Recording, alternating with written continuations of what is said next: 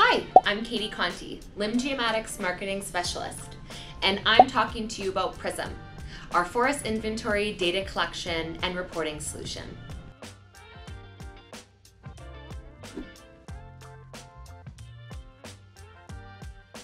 In this video, I'm going to be taking you through how to add a new classification scheme within the Prism web application. This tool gives users the ability to create classification schemes for tree diameter classes. And the inventory report that Prism creates are rolled up by these classes. To create these classes, it's fast and easy.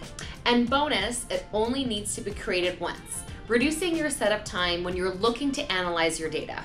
And you can easily switch between classifications within the rollup for your inventory report, so you can slice and dice the data any way you like.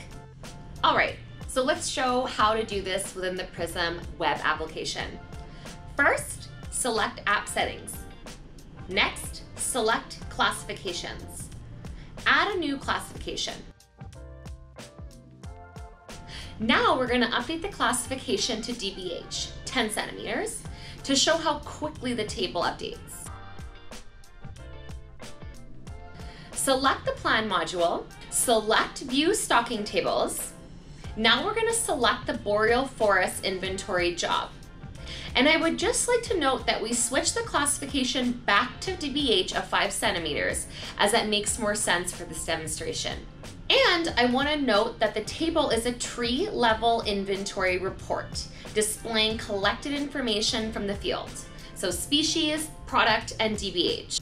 This will show a roll-up of products broken down by 5 centimeter DBH classes. Now we're going to select Apply. So now you can see that the table is rolled up by product and 5 centimeter DBH class.